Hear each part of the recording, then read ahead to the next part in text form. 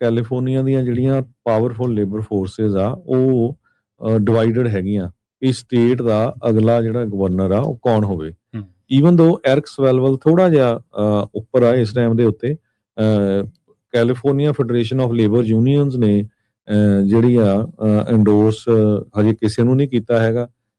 Katy porter ਹੈਗੀ ਆ, East ਵੇ ਦੇ ਕਾਂਗਰਸਮੈਨ ਐਰਿਕ ਸਵੈਲਵਲ ਆ, ਬਿਲੀਅਨੇਅਰ ਟੌਮ ਸਟੇਅਰ ਆ, ਤੇ ਲਾਸ ਐਂਜਲਸ ਦੇ ਮੇਅਰ ਐਂਟੋਨੀਓ ਵਿਲਰੇਗੋਸਾ ਹੈਗੇ ਆ।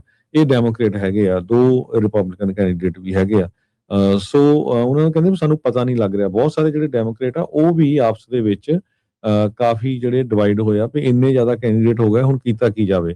SEIU ਇਹ ਇੱਕ ਬਹੁਤ ਵੱਡੀ ਸਰਵਿਸ ਇੰਪਲਾਈ ਇੰਟਰਨੈਸ਼ਨਲ ਯੂਨੀਅਨ ਆ, ਜਿਹਦੇ 7.5 ਲੱਖ ਦੇ ਕਰੀਬ ਵਰਕਰਸ ਆ, ਜਿਨ੍ਹਾਂ ਦੇ ਵਿੱਚ nurses, janitor, health care worker, school employees, court staff, city ਦੇ ਕਾਉਂਟੀ ਇੰਪਲਾਈਜ਼ ਹੈਗੇ ਆ।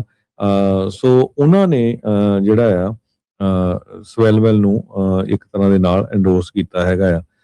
ਸੋ ਆਉਣ ਵਾਲੇ ਦਿਨਾਂ ਦੇ ਵਿੱਚ ਪਤਾ ਚੱਲੂਗਾ। ਐਮਰਸਨ ਕਾਲਜ ਪੋਲਸ ਜਿਹੜੇ ਆ ਸ਼ੋਅ ਕਰ ਰਹੇ ਆ ਵੀ ਸਵੈਲਵੈਲ ਜਿਹੜਾ ਐਰਿਕ ਸਵੈਲਵੈਲ ਆ ਸਾਡੇ ਬੇ ਏਰੀਏ ਦਾ ਹੀ ਆ, ਕਾਫੀ ਲੰਮਾ ਸਮਾਂ ਕਾਂਗਰਸਮੈਨ ਰਹੇ ਆ ਉਹ। ਤੇ ਕਹਿੰਦੇ ਵੀ 17% ਦੇ ਕਰੀਬ ਜਿਹੜੇ ਡੈਮੋਕ੍ਰੇਟਸ ਆ ਉਹ ਉਹਦੇ ਹੱਕ ਦੇ ਵਿੱਚ ਹੈਗੇ ਆ।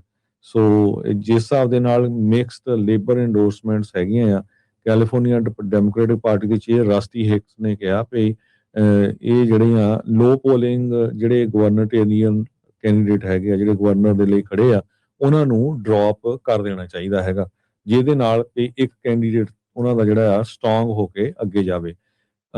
ਸੈਨੋਜ਼ੇ ਦੇ ਵੀ ਸਾਡੇ ਜਿਹੜੇ ਮੇਅਰ ਹੈਗੇ ਆ ਮੈਟ ਮਹਾਨ, ਉਹ ਵੀ ਜਿਹੜੇ ਗਵਰਨਰ ਕੈਂਡੀਡੇਟ ਇਸ ਵੇਲੇ ਬਣੇ ਹੋਏ ਹੈਗੇ ਆ।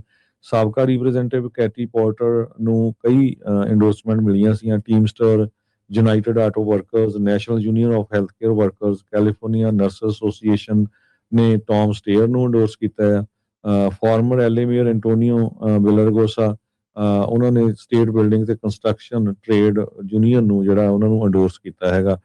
ਸਾਬਕਾ ਅਟਾਰਨੀ ਜਨਰਲ ਜ਼ਾਵੀਅਰ ਵਿਸੇਰਾ ਨੂੰ ਐਂਡੋਰਸ ਕੀਤਾ ਕੈਲੀਫੋਰਨੀਆ ਸਟੇਟ ਕਾਉਂਸਲ ਆਫ ਲੇਬਰਰਸ ਨੇ। ਸੋ ਕੈਲੀਫੋਰਨੀਆ ਟੀਚਰ ਐਸੋਸੀਏਸ਼ਨ ਇਹ ਵੀ ਬਹੁਤ ਵੱਡਾ ਪਾਵਰ ਹਾਊਸ ਹੈਗਾ, ਉਹਨਾਂ ਨੇ ਹਜੇ ਐਂਡੋਰਸਮੈਂਟ ਕਰਨੀ ਹੈਗੀ ਆ। ਸੋ ਕਾਫੀ ਰੌਚਕ ਜਿਹੜੀ ਕੈਲੀਫੋਰਨੀਆ ਦੀ ਗਵਰਨਰ ਦੀ ਰੇਸ ਹੋਊਗੀ। ਜੀ ਬਿਲਕੁਲ।